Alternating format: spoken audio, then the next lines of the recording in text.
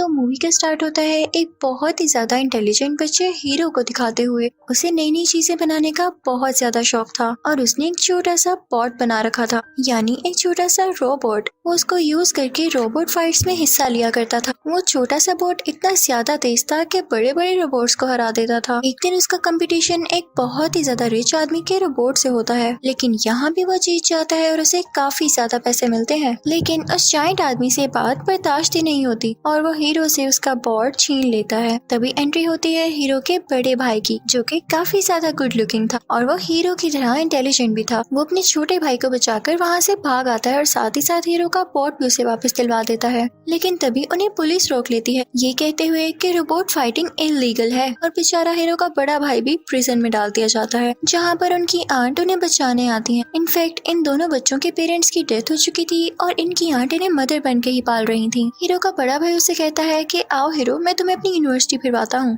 उसकी यूनिवर्सिटी एक scientific university होती है। वहाँ हीरो का बड़ा भाई उसे अपने 4 दोस्तों से मिलवाता है, जिसमें 2 मेल होते हैं और 2 फीमेल। लेकिन उनमें से एक साइंस का स्टूडेंट नहीं होता, जो कि हमेशा ड्रैगन कॉस्ट्यूम में ही रहता था। अब हीरो के बड़े भाई के बाकी 3 दोस्त उसे अपनी इन्वेंशंस दिखाने लगते हैं। अब हीरो का बड़ा भाई उसे कहता है कि आओ मैं तुम्हें अपनी इन्वेंशन भी दिखाता हूँ, और इसी के साथ वो उसे अपनी लैब में ले आता है। वहाँ पर वो अपने छोटे भाई के बाजू पर टेप लगाकर खींचता है तो उसे दर्द होती है। हीरो कहता है कि आउच, और ये आवाज सुन के उसका बनाया गया क्यूट सा रोबोट, जिसका नाम बेमैक्स होता है, एक्टिवेट हो जाता है। तो हीरो का बड़ा भाई उसे बताता है कि एक हेल्थ केयर रोबोट है और मैंने इसमें अपना बहुत टाइम लगाया है और इसके अंदर एक चिप है और ये काफी पॉजिटिव किस्म का डॉक्टर है। फिर बेमैक्स हीरो के बाजू पर किसी किस्म का कोई स्प्रे करता है, जिससे हीरो के बाजू की जलन बिल्कुल ठीक हो जाती है। ये बात हीरो को काफी इंटरेस्टिंग लग रही होती है। फिर हीरो का बड़ा भाई उसे बताता है कि तब तक ये एक्टिवेट नहीं होगा जब तक कि तुम इसे ये न कह दो कि तुमने मेरी अच्छी केयर की और मैं सेटिस्फाई हूँ अपनी केयर से। तो हीरो ऐसा ही कहता है तो वो रोबोट वापस अपने छोटू से बॉक्स में चला जाता है, जो कि उसका कवर होता है जिसमें वो चार्ज भी हुआ करता था। तभी वहाँ पर कॉलेज का हेड आता है, जो कि उनकी बातें सुन रहा होता है। वो हीरो के हाथ में वही ब्लैक कलर का पॉट देखता है तो कहता है कि ये क्या चीज है। हीरो उसे सब कुछ बताता है तो वो कहता है कि अरे वाह, मुझे भी इसमें काफी इंटरेस्ट है और मेरी बेटी को भी, वो भी काफी जीनियस है। तुम इस यूनिवर्सिटी में एडमिशन के लिए अप्लाई करना और तुम्हारा भाई तुम्हें इसके बारे में सब समझा देगा। अब वो लोग घर आते हैं तो हीरो का बड़ा भाई उसे बताने लगता है कि हर साल हमारी यूनिवर्सिटी में एक शो होता है और यूनिवर्सिटी के हेड को जिसका प्रोजेक्ट सबसे अच्छा लगता है वो उसका एडमिशन अपनी यूनिवर्सिटी में कर लेते हैं, चाहे वो छोटी उम्र का बच्चा हो। जिसे सुनकर हीरो काफी एक्साइटेड हो जाता है और कहता है कि भाई आपकी यूनिवर्सिटी तो मेरी ड्रीम यूनिवर्सिटी थी। अब हीरो इस पर मेहनत करने लगता है और जल्दी उसे समझ आ जाता है कि मुझे क्या करना चाहिए। उसने जो चीज बनाई थी तो वो बहुत छोटी लेकिन काफी ज्यादा इम्प्रेसिव थी। उसने माइक्रोबोट बनाया था, जो कि उसकी बोट की तरह ही दिखता था लेकिन काफी छोटा था, और वो एक नहीं था बल्कि कई ज्यादा थे। साथ ही साथ उसने अपने सर पर एक डिवाइस भी लगा रखी थी, जो कि उन माइक्रोबोट्स को कंट्रोल करने वाली थी। शुरू में तो ये देखकर कोई खुश नहीं होता, लेकिन तभी हीरो उसका एक्सपेरिमेंट करने लगता है। हीरो उन सब माइक्रोबोट्स को उन डिवाइस से कंट्रोल करने लगता है तो वो माइक्रोबोट्स आकर एक दूसरे से जुड़ने लगती हैं और अलग अलग किस्म के स्ट्रक्चर्स बनाने लगती हैं। वो उन पर मूव भी कर रहा होता है। ये देखकर कॉलेज के सारे लोग बहुत इम्प्रेस होते हैं और कॉलेज के हेड की तो आंखें ही खुली रह जाती हैं और सारे बहुत ज्यादा क्लैपिंग करते हैं, क्योंकि उन्हें ये प्रोजेक्ट लाजवाब लगा होता है। सब लोग हीरो को कांग्रेचुलेट करते हैं कि तुम्हारा एडमिशन तो पक्का है मेरे भाई। जैसे ये शो खत्म होता है तो एक कंपनी का सीईओ हीरो के पास आता है और उससे कहता है कि क्या अपने माइक्रोबोट तुम मुझे बेचोगे। तो हीरो के कुछ बोलने से पहले ही वहाँ कॉलेज का वही हेड आ जाता है और कहता है कि नहीं, हीरो ऐसा नहीं करेगा। तो हीरो भी उस आदमी को मना कर देता है और वो आदमी वहाँ से चला जाता है और साथ ही हीरो को उसका एडमिशन लेटर मिल जाता है, जिसके बाद वो सब बहुत खुश होते हैं। अब यूनिवर्सिटी से बाहर आकर हीरो और उसका बड़ा भाई बातें करने लगते हैं, लेकिन बातें करते करते जब वो पीछे देखते हैं तो हैरान रह जाते हैं। यूनिवर्सिटी में आग लग चुकी थी। एक स्टूडेंट वहाँ से भागी भागी आती है और बताती है कि कॉलेज के हेड अंदर ही हैं और हीरो के भाई की कॉलेज के हेड के साथ काफी अच्छी दोस्ती थी, तो वो उन्हें बचाने के लिए अंदर जाता है और उसकी कैप बाहर ही गिरी रह जाती है, जिसे हीरो उठा लेता है और तभी वहाँ पर बहुत बड़ा ब्लास्ट होता है, जिसकी वजह से हीरो भी दूर जाकर गिरता है और उसके हाथ में अपने भाई की कैप होती है। वो जान चुका था कि अब उसका भाई इस दुनिया में नहीं रहा। ये सीन बहुत ज्यादा इमोशनल है। अब अगले रोज हीरो के बड़े भाई का फ्यूनरल होता है और सब हीरो को तसल्ली दे रहे होते हैं, लेकिन वो काफी अकेला महसूस करने लगा था। उसका एक ही एक तो बड़ा भाई था। फिर आहिस्ता आहिस्ता टाइम गुजरने लगता है और 1 महीना हो जाता है। सब अपनी जिंदगी में वापस आने लगे थे और अपने काम करने लगे थे, लेकिन हीरो अभी भी काफी दुखी था। वो किसी से ना तो बात करता था और ना ही यूनिवर्सिटी जा रहा था। वो ज्यादातर अपने रूम में ही रहता था। उसका रूम और उसके बड़े भाई का रूम थोड़ा साथ साथ थे। बीच में एक छोटी सी पार्टीशन थी। हीरो गुस्से में अपनी चीजें रख रहा होता है कि तभी उसका बोर्ड उसके पाँव पर गिरता है और वो चिल्लाता है उसी तरह आउच। और तभी वहाँ पर उसके बड़े भाई के रूम में पड़ा हुआ वही बेमैक्स एक्टिवेट हो जाता है और अपनी कवरिंग से बाहर आ जाता है। वो हीरो का ट्रीटमेंट करने लगता है, लेकिन हीरो इस मूड में नहीं होता, तो वो उसे बंद करने लगता है, लेकिन वो बंद भी नहीं हो रहा होता, क्योंकि हम तो जानते हैं ना कि वो कैसे बंद होगा। लेकिन हीरो ये भूल चुका होता है। वो उस पर से स्लिप हो जाता है और नीचे गिर जाता है कि तभी उसकी नजर बेड के नीचे पड़ती है। उसकी जैकेट में कोई चीज मूव कर रही होती है। जब हीरो ये देखता है तो उसकी जैकेट की पॉकेट में वही एक माइक्रोबोर्ड होता है जो किसी तरह से उसकी पॉकेट में ही रह गया था, जबकि बाकी माइक्रोबोर्ड्स उसी यूनिवर्सिटी में डिस्ट्रॉय हो गए थे। तो हीरो उसे एक छोटे से ग्लास बॉक्स में बंद कर देता है, लेकिन बेमैक्स उसे उठा लेता है और कहता है कि ये माइक्रोबोर्ड कहीं जाना चाहती है। लेकिन हीरो उसकी बात पर ज्यादा ध्यान नहीं दे रहा होता और पीछे से बेमैक्स उस माइक्रोबोर्ड को लेकर पता नहीं कहाँ पहुँच जाता है। जब हीरो को ये रियलाइज होता है तो वो उसका पीछा करने लगता है। रास्ते में बहुत मुश्किल से वो उसका पीछा करते हुए उस तक पहुँचता है तो देखता है कि बेमैक्स वो माइक्रोबोर्ड लिए एक वेयर हाउस के बाहर खड़ा है। हीरो भी वहाँ पहुँच जाता है, लेकिन देखता है कि वेयर हाउस तो बंद है, लेकिन माइक्रोबोट अभी भी उसी तरफ जाना चाह रहा था। तो वो लोग प्लान करते हैं कि हम अंदर जाके देखेंगे कि आखिर इधर क्या है जो माइक्रोबोट यहाँ ही जाना चाह रहा है। अब वो लोग ऊपर विंडो से होते हुए उसके अंदर जाते हैं। हीरो कहता है कि मैं नीचे जाकर देखूंगा, तुम यहीं रुकना, ठीक है।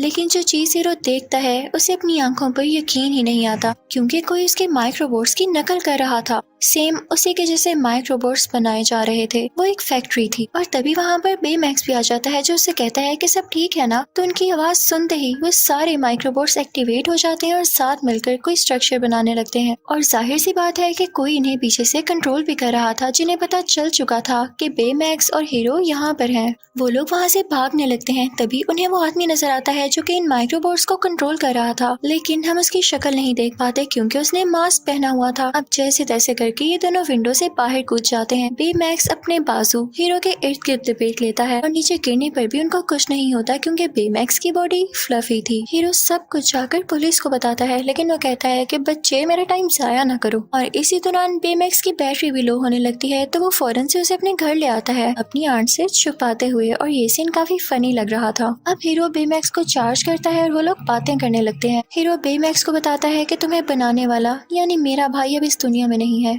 तो बेमैक्स उसे रिलैक्स करता है, यानी वो काफी अच्छा रोबोट था। बेमैक्स पूछता है कि वो कैसे मरा, तो हीरो बताता है कि यूनिवर्सिटी में आग लग गई थी, लेकिन साथ ही हीरो कहता है 1 मिनट रुको, मुझे कुछ याद आ रहा है। यूनिवर्सिटी में आग जान के लगवाई गई ताकि वहाँ पर हलचल मच जाए, लोगों को सिर्फ अपनी जान की पड़ी हो और कोई मेरी माइक्रोबोट्स को अपने पास ले ले। उसे ये सारा ट्रिक समझ आने लगता है कि जो मास्क वाला आदमी उन्हें दिखाई दिया था ये जरूर उसी का काम था, ताकि वो हीरो के माइक्रोबोट्स को चुराकर उन जैसे कई माइक्रोबोट्स बना सके। वो बेमैक्स के साथ प्लान बनाता है कि हम इस आदमी को रोक कर ही रहेंगे। वो उसकी चिप बाहर निकालता है और उसमें कई ज्यादा कराटे क्लिप्स और एक्शंस इंस्टॉल कर देता है और वो चिप दोबारा से उसके अंदर डाल देता है और साथ ही साथ वो उसे आर्मर भी पहनाता है। अब हीरो और बेमैक्स उसी वेयर हाउस तक पहुंच जाते हैं, लेकिन तभी वहां पर वही मास्क वाला आदमी माइक्रोबोट्स का काफी बड़ा स्ट्रक्चर बनाते हुए उसके ऊपर ही आ रहा होता है। और उसी जगह एक फैन भी आती है जो कि शुरू में तो बड़ी मिस्टीरियस लग रही थी, लेकिन उसके अंदर हीरो के बड़े भाई के दोस्त ही थे, वही चारों दोस्त। लेकिन वही मास्क वाला आदमी उन पर अटैक करने लगता है, तो वो सारे डरकर फैन में बैठ जाते हैं और बेमैक्स भी उनकी वैन के ऊपर होता है। अब वो लोग आगे आगे थे और वो मास्क वाला आदमी उनके पीछे पीछे था। उन माइक्रोबोट्स की स्पीड काफी तेज थी। फिर अचानक से उनकी वैन पानी में गिर जाती है, तो वो मास्क वाला आदमी समझता है कि शायद ये लोग अब मारे जा चुके हैं। लेकिन बेमैक्स अपनी बॉडी को और ज्यादा फुला लेता है और सब लोग उसकी बॉडी के ऊपर आ जाते हैं और वो खुद पानी से बाहर आ जाता है। इस तरह से किसी की भी जान नहीं जाती। अब वो सारे लोग वहाँ से घर आ जाते हैं इस बात का पता लगाने के लिए कि आखिर वो मास्क वाला आदमी था कौन। सारे ये कह रहे होते हैं कि वो वही कंपनी का सीईओ होगा जिसको तुमने वो माइक्रोबोट्स देने से इनकार किया था। तो हीरो कहता है कि वो जो भी है, जिस डिवाइस से वो माइक्रोबोट्स को कंट्रोल कर रहा है, वो उसके मास्क के पीछे ही है। हमें उसके मास्क तक पहुंचना होगा, लेकिन इसके लिए हमें भी एडवांस सूट बनाने होंगे और हमें फाइट भी सीखनी होगी। अब यहाँ स्टोरी एक मजे का टर्न लेती है जब ये सारे लोग मेहनत करने लगते हैं और अपने एडवांस ड्रेसेस बनाने लगते हैं। अब फाइनली ये सारे अपने काम में सक्सेसफुल हो चुके थे। सबके पास अपनी एक अलहदा पावर थी और और बेमैक्स को भी एक प्यारा सा आर्मर दोबारा से मिल चुका था। अब बेमैक्स स्कैन करता है कि वो मास्क वाला आदमी है कहाँ पर, और ये सारे लोग बेमैक्स के साथ ही उस जगह पर पहुंच जाते हैं। वो अंदर जाते हैं तो एक सीसीटीवी फुटेज लगी होती है जिसमें ये दिखाया जा रहा होता है कि कंपनी के सीईओ ने एक पोर्टल बनाया था जिसमें उसने एक लड़की को भेजा, लेकिन उस पोर्टल में कोई खराबी हो गई और उस पोर्टल ने बाहर की चीजें अपने अंदर खींचना शुरू कर दी। तो उस कंपनी के सीईओ को मजबूरन उस पोर्टल को बंद करना पड़ा, लेकिन वो लड़की भी उसके अंदर ही रह गई। वो समझते हैं कि ये सारा काम वाकई सीईओ ने किया है क्योंकि वो नई माइक्रोबोट्स बनाकर इसको कंट्रोल करना चाहता है और पोर्टल को फिर से रिकवर करना चाहता है। अभी वो लोग बातें कर ही रहे होते हैं कि वहाँ पर वही मास्क वाला आदमी आ जाता है। वो उन पर अटैक करने लगता है। वो सारे लोग दूर जाकर गिरते हैं, लेकिन हीरो हार नहीं मानता और बेमैक्स के साथ उस पर अटैक करता है, जिससे उस मास्क वाले आदमी का मास्क उतर जाता है और हीरो देखता है कि वो कोई और नहीं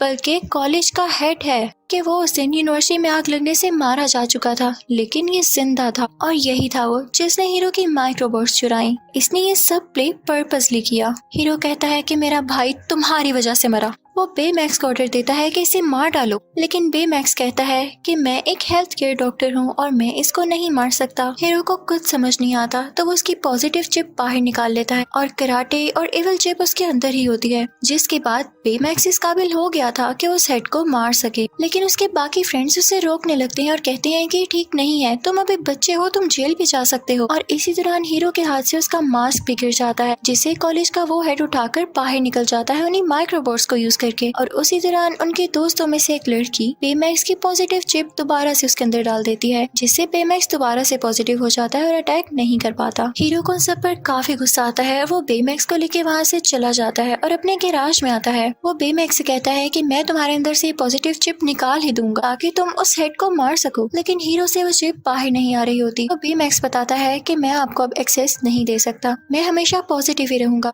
तो हीरो कहता है कि आखिर क्यों? तो बेमैक्स उसे वो क्लिप्स दिखाने लगता है जो कि हीरो के बड़े भाई ने रिकॉर्ड की थी बेमैक्स को बनाते हुए। वो ये थी कि मैं हमेशा बेमैक्स को इसी तरह रखना चाहता हूँ, उसे एक पॉजिटिव रोबोट बनाकर जो कि इंसानों की जान बचाए। जब हीरो ये देखता है तो बहुत इमोशनल हो जाता है और रोने लगता है। तो बेमैक्स उसे चुप कराता है। फिर उसके बाद वो अपने बाकी फ्रेंड्स के पास जाता है और उनसे भी सॉरी करता है और वो सब आपस में गले मिलने लगते हैं। और वो लोग हीरो से कहते हैं कि हमारे हाथ एक और सीसीटीवी फुटेज लगी है। जब हीरो उसे देखता है तो उसे पता चलता है कि जिस लड़की को उस कंपनी के सीईओ ने पोर्टल के अंदर भेजा था और वो पोर्टल में ही रह गई, वो कोई और नहीं बल्कि कॉलेज के हेड की वही बेटी थी। तो इसलिए कॉलेज के हेड ने वो माइक्रोबोट्स चुराए ताकि वो सीईओ से अपनी बेटी की जान का बदला ले सके। उससे तुम्हारा कोई लेना देना नहीं था। तब हम ये सीन देखते हैं कि कॉलेज का वही हेड उन माइक्रोबोट्स को यूज करता हुआ उसी जगह पहुंच जाता है जहाँ पे कंपनी का सीईओ अपनी नई बिल्डिंग खोल रहा था, लेकिन वो उसी सीईओ का बनाया गया पोर्टल ऑफिस में जोड़ देता है और उसकी बिल्डिंग के ऊपर कर देता है, जिसकी वजह से उसकी सारी की सारी बिल्डिंग उस पोर्टल के अंदर जाने लगती है। तभी वहाँ पर हीरो और उसके साथी आ जाते हैं जो कि उस हेड को ये कहते हुए रोकते हैं कि आप गलत कर रहे हैं, इससे हमारे मुल्क को ही नुकसान होगा। लेकिन वो नहीं मानता और अपना काम जारी रखता है।